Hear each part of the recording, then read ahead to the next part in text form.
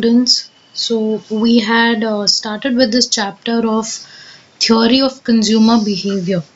In this chapter, we had spoken about certain things in the previous sessions, such as what is consumer behavior. So consumer behavior is nothing but how a customer behaves when certain factors in the market change. Okay, like for example, when the price of a product changes, how is his behavior? When the income of the consumer changes, how does he respond to it? When the taste and preference change, how is his response towards the market? So when we are studying about a particular consumer, we are studying this in microeconomics. We also studied certain other topics such as utility. So utility is nothing but the want satisfying power of a commodity. We also studied what are the two approaches in measuring utility. One was with the cardinal approach, the other one was the ordinal approach.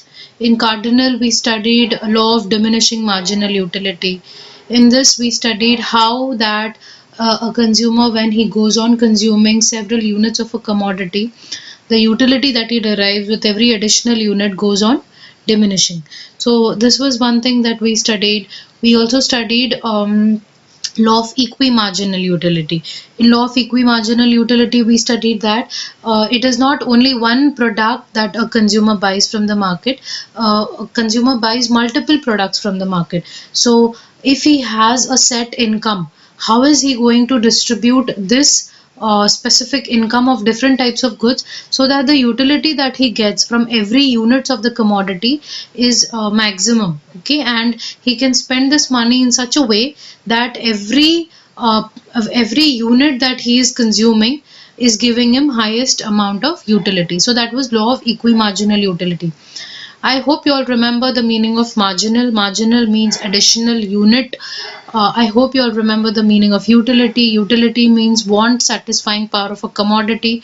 So these are certain things that you have to revise, and surely you can get accustomed to these terms very soon.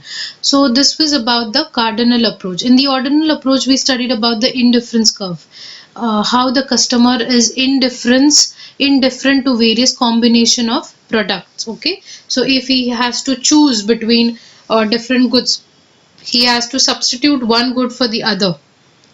So that also we studied in the indifference curve concept. Okay, you can just watch the previous videos nicely, so that you can recollect whatever I am talking about. Today we are going to learn about a very interesting topic, and that is called as consumer equilibrium. Now, what is the meaning of consumer equilibrium? In this case, consumer equilibrium is when his or her, a consumer's satisfaction is the highest. Okay, so when can a consumer get maximum amount of satisfaction? So a consumer can get maximum amount of satisfaction out of the limited income and has no tendency to change his existing expenditure. So how much ever he is spending, say for example you have 100 rupees, you want to spend that 100 rupees only, but you want the highest satisfaction level. So you don't want to compromise on your satisfaction. That will be called as your consumer equilibrium. Okay, so this is what is the definition of consumer equilibrium. Now, whenever you talk about consumer equilibrium, what are the assumptions that you make? Okay, so there are certain assumptions that you have to make regarding consumer equilibrium. One is, first case, the very first thing is that a consumer is a rational person. Now, what do you mean by rational person? A rational person is a sensible person. Okay, he is in his senses, he is not drunk. All right, he knows what he is doing. So this is the basic definition of a rational person in economics. So the very first assumption is that in order to achieve consumer equilibrium, in order to get that highest amount of satisfaction with the limited income, the first case that has to stand true is a consumer should be a rational person. Second case is that it should be measured in numbers.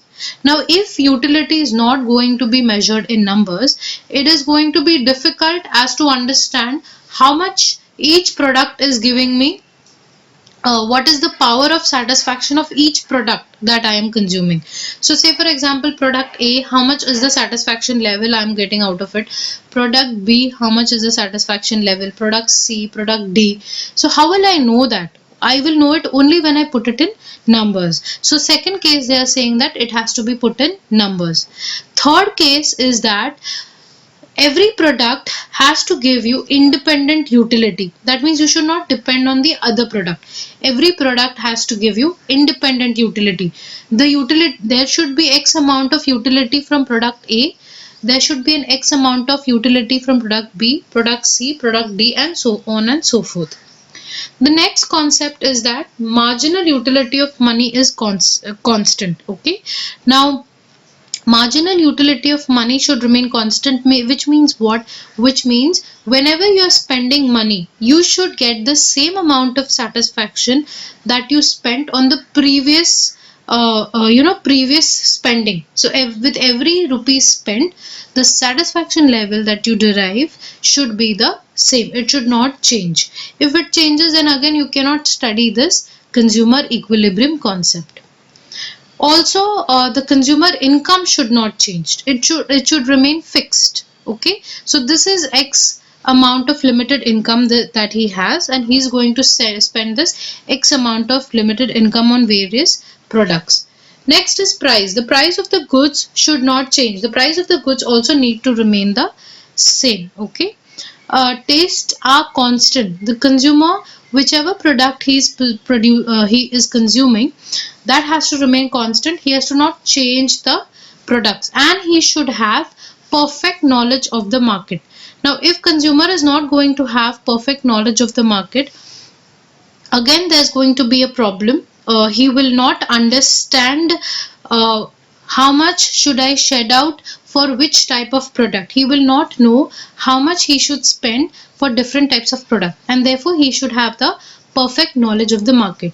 So these are certain assumptions of consumer equilibrium: rational consumer, cardinal utility, independent utility, marginal utility of money remains constant, fixed income and price, taste should remain constant, and he should have the perfect knowledge. Now, when you talk about consumer equilibrium, you determine consumer equilibrium on various cases. Okay, so if a product, if it is a single commodity with one use, if it is a single commodity with several uses, and if it is several commodities. So these are the three ways how you check your consumer equilibrium, how you determine your consumer equilibrium. So in the first case, when the consumer is testing the consumer equilibrium in a single commodity with one use. So say for example, a product has only one usage. Say for example, a pen. So a pen is used only for writing. So now if you want to check the consumer equilibrium on such type of a product, then how will you check? Okay, what should be the formula that will tell you that okay, here is the consumer equilibrium achieved? So the formula for it is that marginal utility of a product is equals to the price of that product. Okay, so whenever you equate price with the marginal utility, you will understand that the consumer is in equilibrium.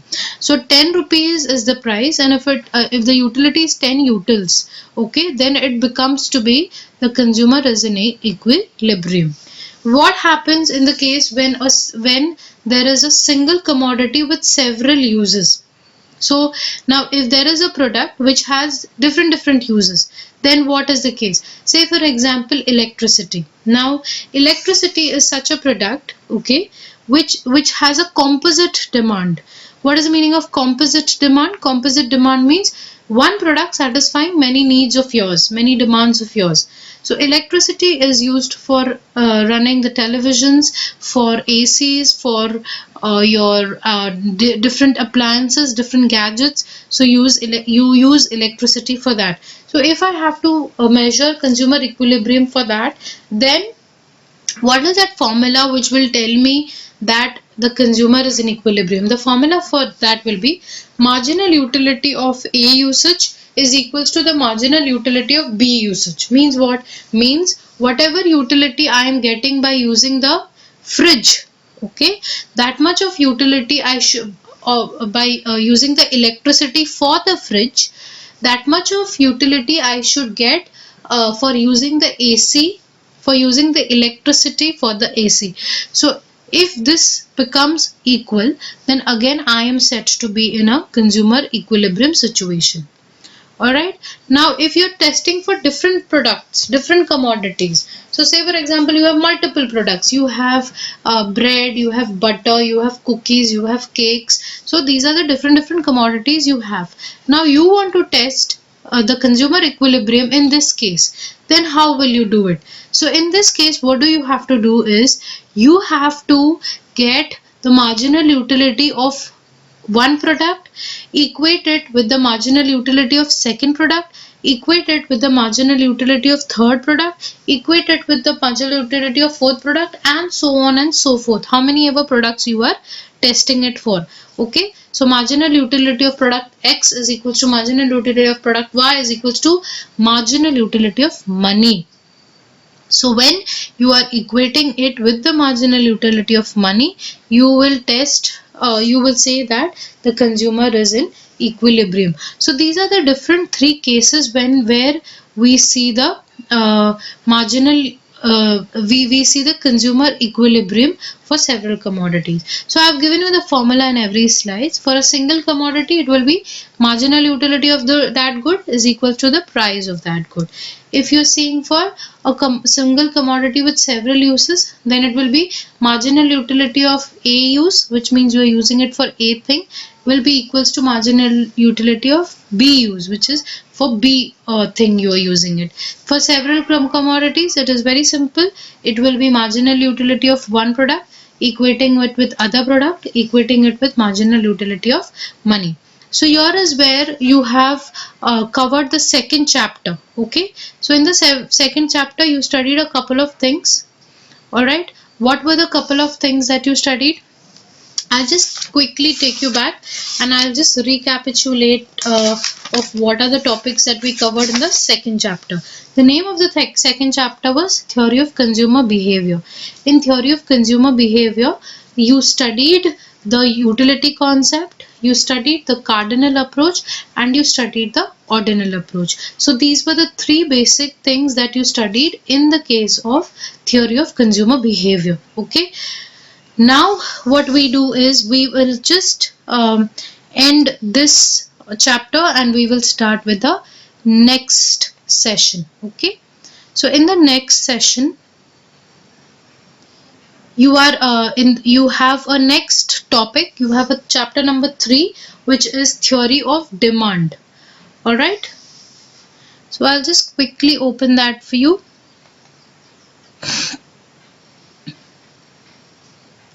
Now in Theory of Demand, you first need to know certain basics of it.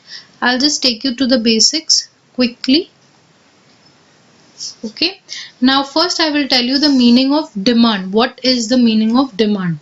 Okay, now demand means, say for example, you go to the market and you want something. Okay, so say for example, I want a dress. So if I want a dress, that happens to be my desire. Okay, so desire is one part of the demand. Next is, do I have 10,000 rupees to buy that dress? That happens to be my ability to pay. Okay, so do I have the ability to pay? Do I have 10,000 rupees to spend for it? If yes, okay. And the last part is, even if I have those 10,000 rupees with me, do I have the willingness to buy it? Okay, willingness in this case would be your whether you wish to spend that money. So desire, ability to pay, and willingness to buy will complete the definition of demand. Okay, and demand always has a reference with price and a period of time and a place. Now what do I mean by this sentence? This sentence has a lot of meaning which you have to understand.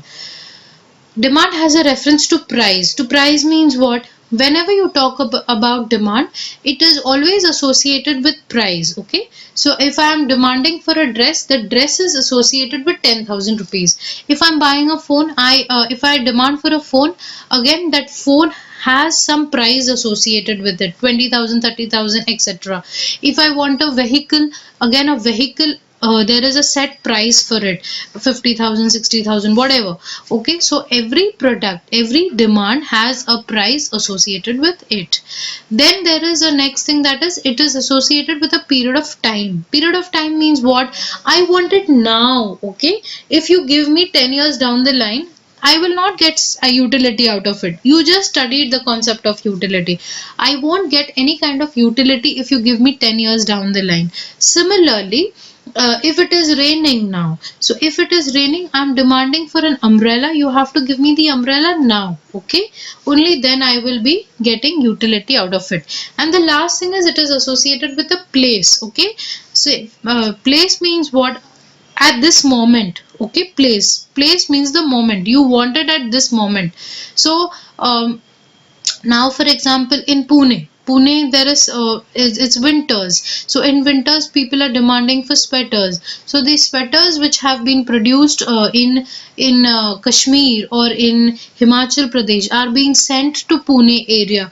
Why? Because there is a requirement of sweaters right now, because there people are not accustomed to the severe winters which are there. They are accustomed to a pleasant climate which is normal. Okay, but here suddenly there is a lot of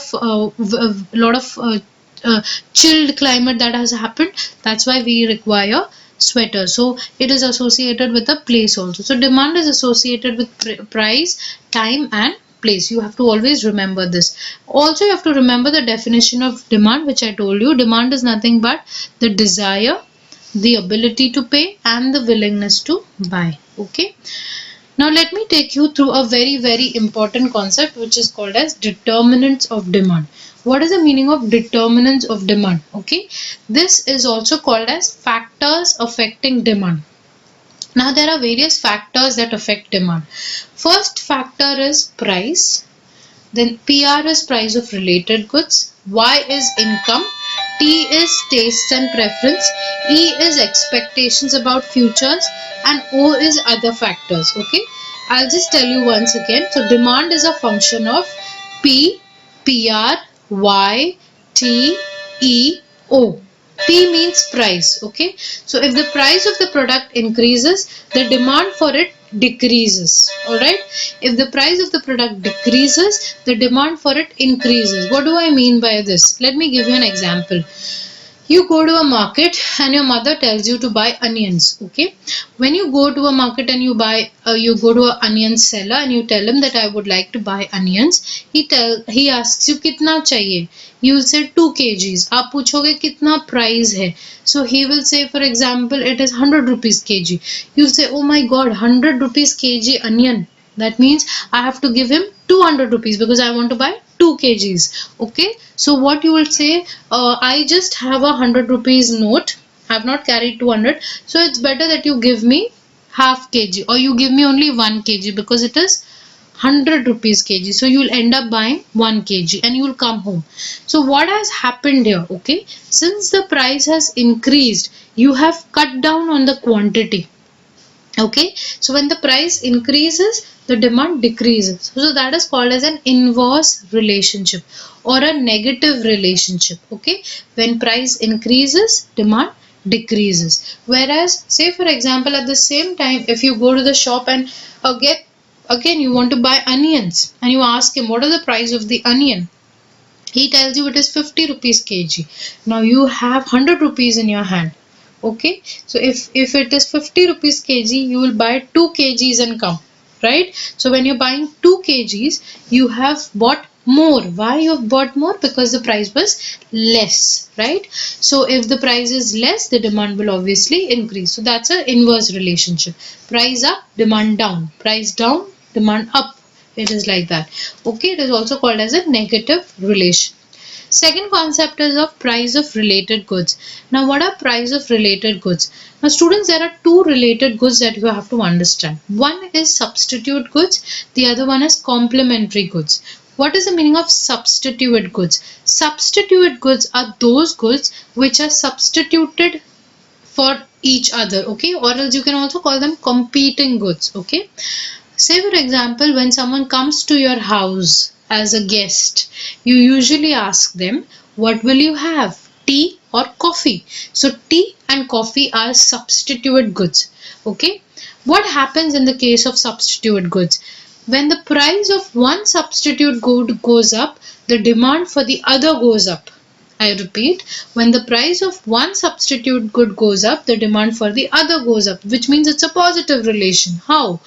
Let me give you an example. Say for example, Thumbs Up and Pepsi, these are substitute goods. Okay, so the price of Thumbs Up has gone up. Now what will a customer do? Since he's finding Thumbs Up expensive, he'll go to Pepsi. Okay, he'll go to other soft drink. That is called as a positive relation. Price is increasing of one, demand for the other is increasing. Okay, that happens in the substitute goods. What about complementary? In case of complementary goods, one good is incomplete without the other. Okay, one good is incomplete without the other.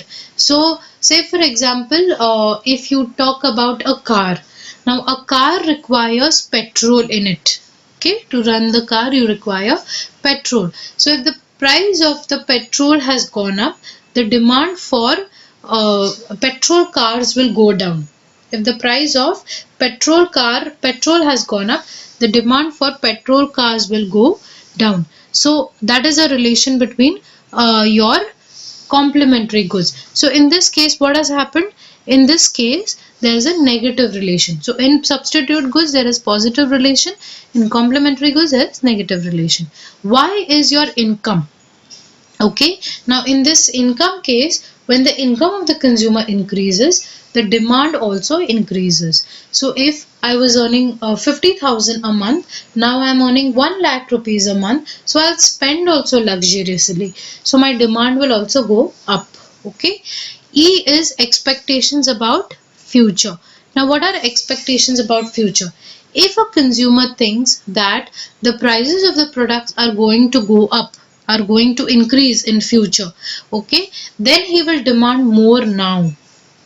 Then his demand will increase now because he thinks it will become expensive. Like for example, in the case of share market. In the case of share market, these people think that the traders think that the price of shares is going to go up. So we will get it expensive. Okay, we can sell it that time and earn profits. So what they do, they buy now more, and when they buy more, the demand is automatically increasing at the moment.